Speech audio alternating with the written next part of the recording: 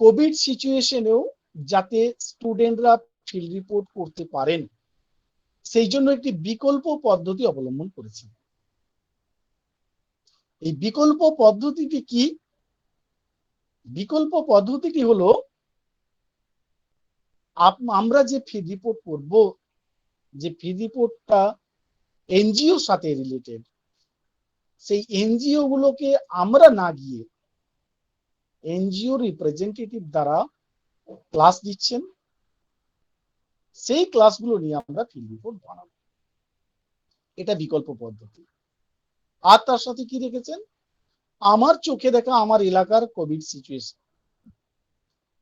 আর কি দেখেছেন না, বর্তমানে যে ডিজিটালাইজেশন যুগ চলছে, আমরা যে নেট মাধ্যম, এই মাধ্যমটাকে, মিডিয়াটাকে কাজে লাগিয়ে আমরা যে সমাজকর্ম সম্পর্কে বিভিন্ন নেট থেকে বিভিন্ন এনজিও সম্পর্কে জানতে পারি, সেই রকম একটি ন্যাশনাল ও একটি ইন্টারন্যাশনাল এনজিও সম্পর্কে আমরা তথ্য দিব। এটা একটা ছোট্ট সামারি আপনাদের দিলাম, কিন্তু আসল বুঝতে হবে ফিল্ড রিপোর্টটা কি। এর ভেতরেই কিন্তু আপনার তৈরি করার খিদেটা লুকিয়ে রয়েছে, যে কিভাবে আপনি তৈরি করবেন। ফিল্ড রিপোর্টটা হলো একটি রিপোর্ট, যে রিপোর্টে প্রতিফলিত হবে আপনি এই সোশ্যাল ওয়ার্ক পাঠ গ্রহণকালে সোশ্যাল ওয়ার্কের যে উৎপত্তি, তার যে অগ্রগতির ইতিহাস, সেই সোশ্যাল ওয়ার্ক কারা করে, কিভাবে করে, সোশ্যাল ওয়ার্কের যে মূল মেথড রয়েছে প্রাইমারি এবং সেকেন্ডারি। প্রাইমারির মধ্যে তিনটি method, social work, social case work, social group work এবং কমিউনিটি অর্গানাইজেশন। সেকেন্ডারি মেথডের মধ্যে যে তিনটি রয়েছে, social welfare administration, social action and also social work research. এই যে ছটা মেথড, এই যে ছটা পদ্ধতি, যে পদ্ধতিগুলো অবলম্বন করেই আমরা আমাদের সমাজে আমাদের চোখে দেখা যাবতীয় সমাজকর্ম কেউ না কেউ সংগঠিত করে। এই এনজিও গুলো কিভাবে সংগঠিত করছে এবং তারা যে কাজগুলো করছে তাতে কোন পদ্ধতির ছাপ পাচ্ছেন আপনি, সেটা আপনাকে তুলে ধরতে হবে। সেই সাথে সাথে কি করতে হবে, সোশ্যাল ওয়ার্ক করতে গেলে যে যে দক্ষতা, যে যে বিষয়ের উপর এফিসিয়েন্সি অর্জন করতে হবে, সেগুলো আপনি যে এনজিও নিয়ে রিপোর্ট করবেন, সেই এনজিওর স্টাফ এবং সংগঠক তারা কতটা এফিসিয়েন্ট, কোন কোন বিষয়ে, সেটা দেখাতে হবে। সোশ্যাল ওয়ার্ক করতে গেলে যে কৌশলগুলো অবলম্বন করতে হয়, এক একটি সমাজকর্মের জন্য আলাদা আলাদা, ব্যক্তি সমাজকর্মের জন্য আলাদা, গোষ্ঠী সমাজকর্মের জন্য আলাদা, সমষ্টি সংগঠনের জন্য আলাদা। এই যে সোশ্যাল ওয়ার্ক আলাদা আলাদা পদ্ধতি অবলম্বন করে আলাদা আলাদা ধরনের সোশ্যাল ওয়ার্ক করতে হয়, সেখানে তারও কিছু ক্ষেত্র রয়েছে। চিকিৎসা ক্ষেত্রে সোশ্যাল ওয়ার্ক, শিক্ষা ক্ষেত্রে সোশ্যাল ওয়ার্ক, তারপর সংশোধনাগারের সোশ্যাল ওয়ার্ক, মানসিক চিকিৎসার ক্ষেত্রে সোশ্যাল ওয়ার্ক, এডুকেশনের ক্ষেত্রে সোশ্যাল ওয়ার্ক, লাইভলিহুডের ক্ষেত্রে সোশ্যাল ওয়ার্ক, কোন সামাজিক পদক্ষেপের ক্ষেত্রে সোশ্যাল ওয়ার্ক, ওয়েলফেয়ার অ্যাডমিনিস্ট্রেশনের ক্ষেত্রে সোশ্যাল ওয়ার্ক, আবার রিসার্চের জন্য সোশ্যাল ওয়ার্ক। এই যে এতগুলো সোশ্যাল ওয়ার্ক রয়েছে, এগুলো কোন কোন ক্ষেত্রে কি পদ্ধতি অবলম্বন করে করবেন, বা ওই এনজিও গুলো কি পদ্ধতি অবলম্বন করে করছে, তা আপনাকে তুলে ধরতে হবে। আর কি থাকবে ওখানে না, ওখানে সাংগঠনিক দিকটা, অর্থাৎ একটা সংগঠন সাজাতে গেলে, কমিউনিটি একটা সংগঠন যদি, কমিউনিটি অর্গানাইজেশন যদি সাজাতে হয়, সেইটা সাজাতে গেলে কি কি দরকার।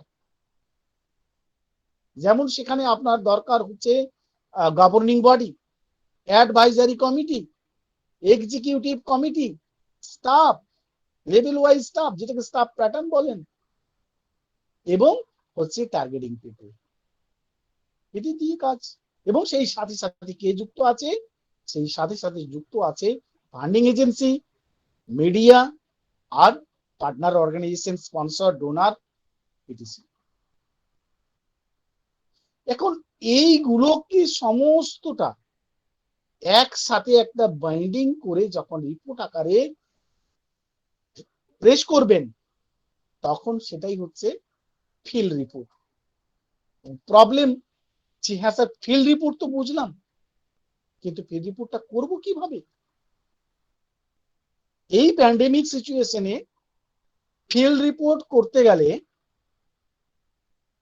যে 6টি এনজিও, অ্যাকচুয়াল 5টা এনজিও, একটা আপনাদের হেলথ ডিপার্টমেন্টের ব্লকে যেটা এখনো ক্লাস দেয়নি, আর হচ্ছে একটা আপনার এলাকার কোভিড।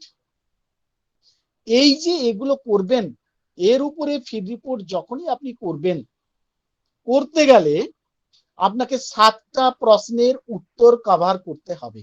মেনলি 7টা প্রশ্নের উত্তর আপনাকে কভার করতে হবে। কি কি 7টা প্রশ্নের উত্তর? প্রথম প্রশ্ন, সংস্থা সম্পর্কে প্রশ্ন করুন। কে সংস্থাটা? কে? সেই প্রশ্নের উত্তরে কি আসবে? সংস্থার বেসিক ইনফরমেশন, প্রাইমারি ডাটা। সেই প্রাইমারি ডাটায় আপনি কি কি রাখবেন? সংস্থার নাম, সংস্থার প্রতিষ্ঠার সাল, সংস্থার রেজিস্ট্রেশন নাম্বার এবং ইয়ার, সংস্থার যোগাযোগকারী ব্যক্তির নাম, প্রতিষ্ঠাতার নাম, নাম্বার, সংস্থার অ্যাড্রেস, সংস্থার মেল আইডি, ফেসবুক লিংক, সংস্থার ওয়েবসাইট, সংস্থার ফ্যাক্স যদি থাকে ফ্যাক্স নাম্বার, সংস্থার দিক নির্দেশনা দিলেও দিতে পারেন।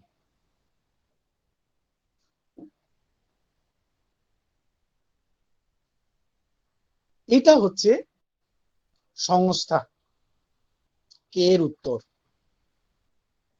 তারপরের উত্তর কেন, মানে সমাজকর্ম তারা কেন করছে, তার উত্তরে থাকবে 3টে অপশন, 2টো অপশন। একটা হচ্ছে লক্ষ্য, আর একটা উদ্দেশ্য। তাদের লক্ষ্য কি এবং উদ্দেশ্য কি, অর্থাৎ কেন করছেন তারা, ভিশন অ্যান্ড মিশন, অবজেক্টিভস, গোল, এটা থাকবে। 3 নম্বর প্রশ্নের উত্তর ভেরি ভেরি ইম্পর্টেন্ট প্রশ্ন, সেটা হচ্ছে কারা, কারা করছেন। তার উত্তরে কি কি আসবে? আমি একটু আগেই বললাম, প্রথমেই আসবে advisory board, governing body, staff pattern, executive body, সেই সাথে সাথে ফান্ডিং এজেন্সি থাকবে, পার্টনার অর্গানাইজেশন থাকবে, মিডিয়া থাকবে, স্পন্সর ডোনার থাকবে।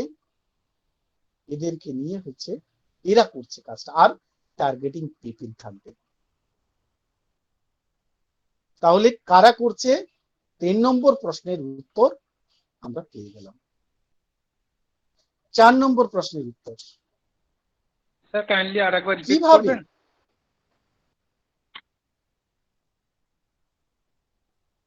ডেফিনেটলি করব। কারা করছে, তার উত্তর গভর্নিং বডি, উপদেষ্টা মন্ডলী, advisory board, executive body, staff level wise সমস্ত স্টাফ, স্টাফ প্যাটার্ন যেটাকে বলছেন, টার্গেটিং পিপল, সেই সাথে সাথে অন্যদিকে থাকছে funding agency, partner organisation, media supporting, sponsor, donor, targeting people. এরা এরা সবাই মিলে কিন্তু এই সমাজকর্মটা করছে। তাহলে কি, কেন, কারা, উত্তর আপনার কমপ্লিট। এবার আসছে যে তার মানে কতদিন ধরে করছে, সেই উত্তরে আপনাকে দিতে হবে সেই সংস্থার সৃষ্টির প্রেক্ষাপট ও অগ্রগতির ইতিহাস। সৃষ্টির প্রেক্ষাপট ও অগ্রগতির ইতিহাস, এই একটি জায়গা যেখানে আপনি আপনার অলংকারটা, আপনার রূপকগুলোকে সুন্দর করে ব্যবহার করতে পারেন একটু সাহিত্যের ঢং দিয়ে। সেই সংস্থাটা কিভাবে তৈরি করার ইচ্ছে প্রকাশ করলো কেউ বা কারা, সেটাকে তুলে ধরতে হবে। 4 নম্বর চলে গেল। 5 নম্বর, কি কাজ করছে তারা, এর উত্তরে ওই যে সমস্ত আপনার প্রোগ্রাম, একটি সংস্থা যা যা কাজ করে থাকে সেই কাজগুলোকে এক একটি নাম দেন ওনারা নিজের মতো। যেমন দেখবেন আপনি যে এসএইচজি গ্রুপ মেম্বারদের যে লোন প্রোভাইড করা হয়, সেটাকে দেখবেন অনেকে দেয় স্বনির্ভর গোষ্ঠী, অনেকে দেয় নারী ক্ষমতায়ন, অনেক এইরকম যে কাজগুলো করেন তারা, সেই কাজগুলোর একটা প্রোগ্রাম হয়, সেই প্রোগ্রামের একটা শিরোনাম থাকে, টাইটেল নেম থাকে। আপনি টাইটেল নেমগুলো দিলেন একে একে, যতগুলি কাজ আছে সেই কাজগুলোকে তুলে ধরবেন। এখন আপনাদের বড় প্রশ্ন, স্যার এত কাজ আমরা কিভাবে তুলে ধরব? এই সংখ্যা তো 12 থেকে 15, যদিও আমি না বলে পাচ্ছি না। ওনাদের এই বিচারিতা আমাকে মাঝে মাঝে কষ্ট দেয়, আর আপনারা কেউ প্রশ্ন করেন না। ওনারা নিজেরাই বলেন বড় মুখ করে 12 থেকে 15। আমি ফলো করেছি যে আপনাদের যেটা স্যাম্পেলিং দিয়েছে সেটা 26 পাতার। How can it possible? আসলে ওনারা কোনটা বলতে চান? আবার যদি আপনারা খেয়াল করেন যে স্যাম্পেলিংটা দিলেন সেটা যদি একটা আইডিয়াল স্যাম্পেলিং দিতেন ভালো হতো। যেটা দিলেন সেটাই তো 50% নয়। আমি এই জন্য আমার স্টুডেন্টদেরকে বলেছি পড়তে ইচ্ছে করলে পড়ে দেখুন, মাথায় নেবেন না, কারণ আপনি ফেল করলে ওনাদের কিছু যায় আসে না, আপনার লস একটা বছর আর কিছু টাকা। আমি আপনাদের উদ্দেশ্যে বলছি, আমার কথা নেবেন কি না নেবেন আমার কিছু যায় আসে না। তবে আমি যেটা বলছি, প্রথম দিন থেকে আজও পর্যন্ত একটিও আমার ভেতরে কিছু অভিসন্ধি নেই। যা বলছি একদম সোচ্চার ভাবে বলছি আর সত্য কথা বলছি। এটা আপনাদেরকে সঠিক পথে পরিচালিত করা হচ্ছে না। কারণ 12 থেকে 15 বলে 26 পাতার কি করে দিলেন আমি জানি না। আর 2 হচ্ছে যে তার মধ্যে এই যে সোশ্যাল ওয়ার্কের যা যা জিনিস আপনি থিওরি পার্টে শিখছেন, সেটা যে প্র্যাকটিক্যাল পার্টে চাপ রাখবেন, সেইগুলো আপনার কোনো রকমই আপনি ওখানে দেখতে পাচ্ছেন। কাজী সাহেব আপনি মেসেজ করেছেন, একদম কোশ্চেন যা করার, গুড ইভিনিং, কোশ্চেন করার থাকলে লাস্টে আমি কোশ্চেনের সুযোগ দেবো, এখন না। তো যাই হোক, এটা অন্য প্রসঙ্গ, আপনারা বুঝবেন, আপনারা কেউ প্রাইমারি স্টুডেন্ট নন, প্রত্যেকের মধ্যে অনেক অনেক কোয়ালিটি রয়েছে, অনেক কোয়ালিটি রয়েছে, আমি শুধু ধরিয়ে দিলাম, আপনারা বিচার করে দেখে নেবেন। তাহলে 5 আমার গেল যে এখানে আপনি সমস্ত কিছু গুলো আপনি দেবেন। এবার প্রশ্ন হচ্ছে যে এই যে আপনি এই কাজগুলো পেলেন, এগুলো কিভাবে করলো? তার উত্তর কিন্তু সংস্থার কাছে পাবেন না। তার উত্তর পাবেন কি? তার উত্তর পাবেন হচ্ছে আপনার কাছে। আপনার যে থিওরি নলেজ রয়েছে, থিওরিটিক্যাল নলেজ, সেখান থেকে আপনাকে অ্যাপ্লাই করতে হবে। সেখানে কি কি অ্যাপ্লাই আপনি দেখলেন, কোন কোন পাঠ ছাপ পড়েছে তাদের কাজে, সেটাকে আপনাকে তুলে ধরতে হবে। আর লাস্ট কোশ্চেন হচ্ছে যে এই যে এতটা সমাজকর্ম করেছেন তারা, এই সমাজকর্ম করার মধ্যে দিয়ে তারা কি পেয়েছেন, তাদের গেটিংটা কি রয়েছে, কি অ্যাচিভ রয়েছে, তার সেই সমস্ত প্রশ্নের উত্তর কিন্তু তাদের রিকগনাইজেশন এবং তাদের অ্যাওয়ার্ড লিস্ট তুলে ধরতে হবে। এই যে 7টা কোশ্চেন, এই 7টি কোশ্চেনের উত্তর আপনাকে প্রতিটি এনজিও অর্থাৎ 5টি এনজিও, 3টি এনজিওর রিপ্রেজেন্টেটিভদের দ্বারা আপনাদের ক্লাস দিয়েছেন, হোপ ফাউন্ডেশন, নারী ও শিশু কল্যাণ আর ল্যান্ড এসা।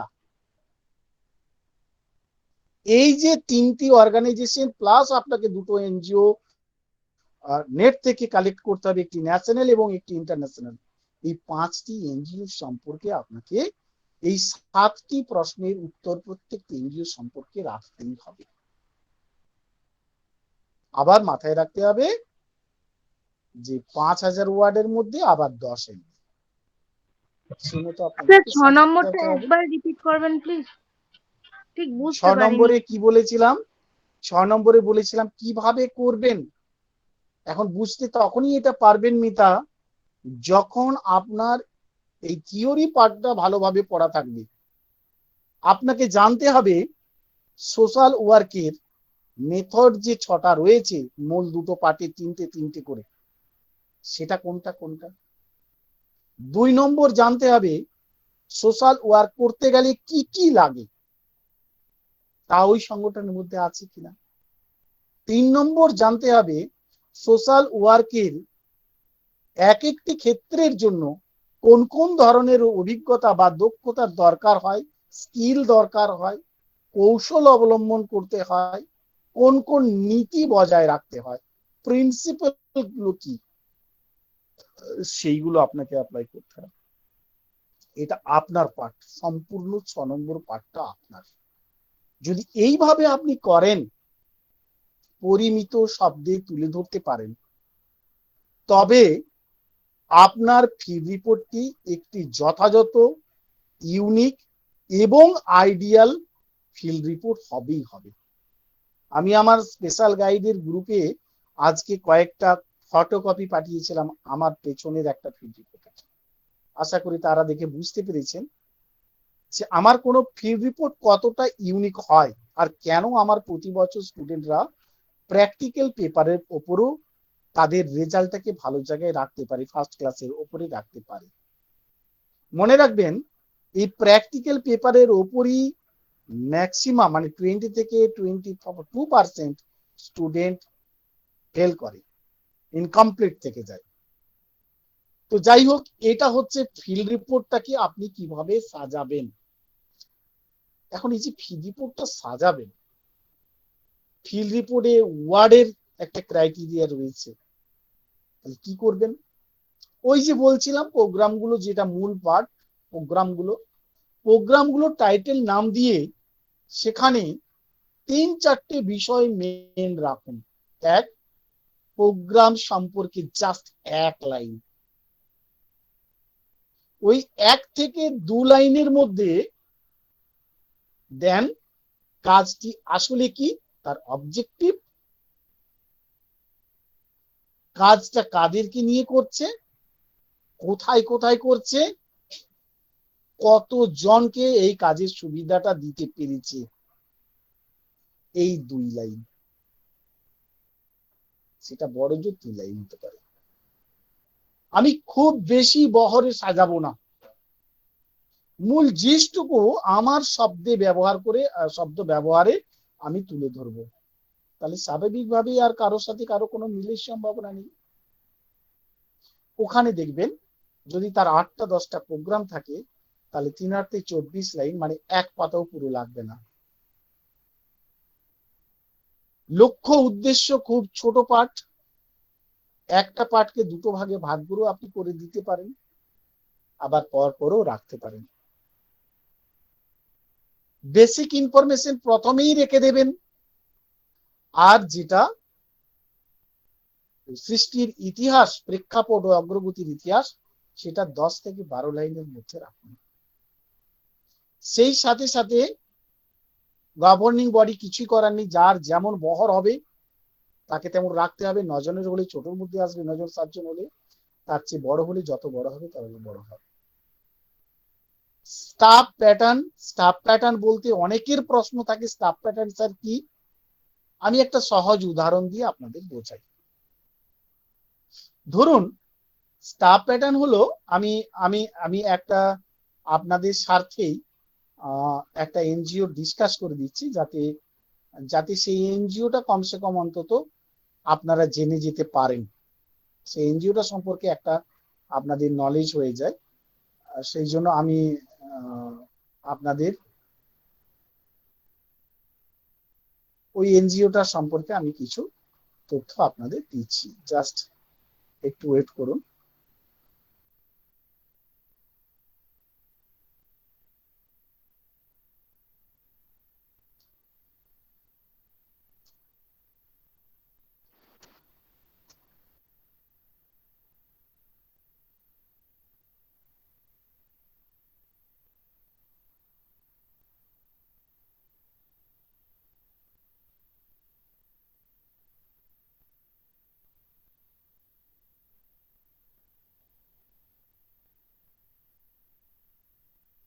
আচ্ছা, যেমন ধরুন আমি আপনাদের সামনে নারী ও শিশু কল্যাণ কেন্দ্রের যে স্টাফ প্যাটার্ন, হ্যাঁ, কর্মী বিন্যাস, বাংলায় বলছে কর্মী বিন্যাস, সেটা কি রকম আছে দেখুন।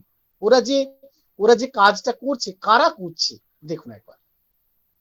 সবার ওপরে রয়েছে ওনাদের গভর্নিং বডি, সেই গভর্নিং বডি থেকে একটা এক্সিকিউটিভ বডি তৈরি করেছে, সেক্রেটারি, প্রেসিডেন্ট আর এক্সিকিউটিভ সেক্রেটারি।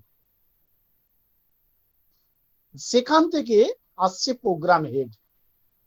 প্রোগ্রাম হেডের থেকে দুটো পার্ট যাচ্ছে, একটা অ্যাকাউন্ট পার্ট আর একটা হচ্ছে মনিটরিং ডকুমেন্টেশন অফিসার পার্ট। একটা অ্যাকাউন্ট পার্ট আর একটা হচ্ছে মনিটরিং ডকুমেন্টেশন অফিসার পার্ট।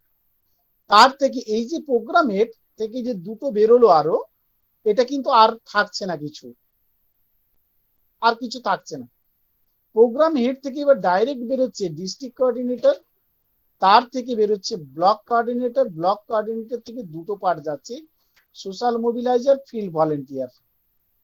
আর ব্লক কোঅর্ডিনেটর থেকে ডাইরেক্ট আবার একটা ভলেন্টিয়ার পার্ট আসছে, ভলেন্টিয়ার থেকে এসএইচজি লিডার।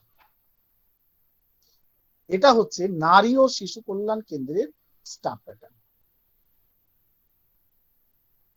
ঠিক এইরকম আপনাকে আপনার সংস্থা ধরে স্টাফ প্যাটার্নটাকে সুন্দর করে দিতে হবে। সব সময় মনে রাখবেন, আমি আবারও বলছি, ফিল্ড রিপোর্টের আসল খেলা কিন্তু ওই যে 6টা মেথড, যিনি যত সুন্দর করে ফুটিয়ে তুলতে পারবেন 6টা মেথডকে, case work, group work, community organization, social welfare administration, social work research, social action. এই যে 6টা মেথড, এই 6টা মেথড নিয়ে আমি বহুবার আলোচনা করেছি, তাই ডিটেলসে আর গেলাম না। এই 6টা মেথড আপনাকে খুব খুব খুব ভালোভাবে জানতে হবে এবং এইগুলোকে ওখানে তুলে ধরতে হবে। আপনাকে দেখিয়ে দিতে হবে সংস্থার এই জায়গাতে এই সোশ্যাল কর্মের এই মেথডটি অ্যাপ্লাই করা হয়েছে। আমি যদি আপনাদেরকে বলি, আমার 5 মিনিট লাগবে, যদি আপনি এই যে সৃষ্টির প্রেক্ষাপট বা অগ্রগতির ইতিহাস, এটা কাকে ইঙ্গিত করছে জানেন? Philosophy of social work, history of social work, এই সৃষ্টির প্রেক্ষাপট অগ্রগতির ইতিহাস। আমরা পড়েছি যে আমাদের সোশ্যাল ওয়ার্কটা ইউরোপিয়ান কান্ট্রিতে শুরু হলেও ভারতবর্ষে আস্তে আস্তে অনেকটা সময় লেগে গেছিল।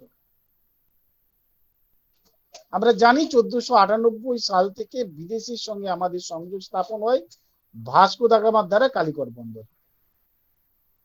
আমরা যদি দেখি আমাদের অতীতেও সমাজকর্ম ছিল, তখন কোন মোডে ছিল? চ্যারিটি বা ফিলান্থ্রপি, দয়ামূলক বা সেবামূলক। সেখান থেকে কিন্তু ধীরে ধীরে ধীরে ধীরে যখন শিল্প বিপ্লবের পরবর্তী যখন আঁচ ছড়িয়ে পড়লো সারা বিশ্বে, যখন এই নগরায়ন শিল্পায়ন, তখন শিল্পকর্মের প্রয়োজনীয়তা অনুভব করলো, সোশ্যাল ওয়ার্কের প্রয়োজনীয়তা অনুভব করলো, এবং তখন থেকে প্রফেশনাল সোশ্যাল ওয়ার্কের সৃষ্টি হতে লাগলো। স্যার দোরাবজি টাটার উদ্যোগে যে আমাদের সোশ্যাল ওয়ার্কের স্কুল, ইউনিভার্সিটি আমরা নাম শুনেছি, আমরা জানি, পড়েছি। ধীরে ধীরে এইভাবে সোশ্যাল ওয়ার্কারদেরকেও এফিসিয়েন্ট করার জন্য, নলেজেবল করার জন্য এই ক্ষেত্রগুলো তৈরি করবে। কিন্তু যদি দেখেন খ্রিস্টান মিশনারিরা এখানে সমাজ সংস্কারক হিসেবে অনেক কাজ করে গেছেন, সমাজকর্মী হিসেবে। আমাদের রাজা রামমোহন রায়, ঈশ্বরচন্দ্র বিদ্যাসাগর, স্বামী দয়ানন্দ সরস্বতী আর্য সমাজের প্রতিষ্ঠাতা, ঈশ্বরচন্দ্র সেন পার্থ সমাজের প্রতিষ্ঠাতা, এরা সবাই কিন্তু আমাদের সমাজ সংস্কার বা সমাজকর্ম করে গেছেন, কিন্তু মোটিভ আজকের মতো ছিল না। ঠিক তেমনি ওই যে সংস্থাটি নিয়ে আপনি লিখবেন, তারও ওখানে ছাপ পড়বে, তারও দেখবেন যে নারী ও শিশু কল্যাণ কেন্দ্রের যদি আমি হিস্ট্রি আপনাদের বলি, তাহলে নারী ও শিশু কল্যাণ কেন্দ্রের হিস্ট্রি কি না, নারী ও শিশু কল্যাণ কেন্দ্রের হিস্ট্রি আমি যদি একটু সামান্য পড়িয়ে শোনাই, তাহলে এইরকম হবে যে সমাজসেবী পিতা শেখ মঈনুদ্দিন মাস্টার মশাই সাহেবের হাত ধরে স্কুল পড়ুয়া 15 বছরের মেয়েটি শিক্ষা গ্রহণের সাথে সাথে অদম্য মনের টানে সমাজকর্মেও হাতে খড়ি দেন। তখন এলাকার নারীদের বাড়ির বাইরে, বিশেষত মুসলিম সমাজের নারীদের বাইরে সমাজকর্মের মতো পেশায় যুক্ত হতে দেবার মতো স্বাধীনতা পুরুষ শাসিত সমাজ দেননি। তথাপি পাশাপাশি আরো কয়েকজন সাহসী নারীর প্রবল ইচ্ছার কাছে হার মানে তৎকালীন সামাজিক বাধা। এলাকায় মায়েদের নিয়ে তৈরি করেন স্বসহায়ক দল।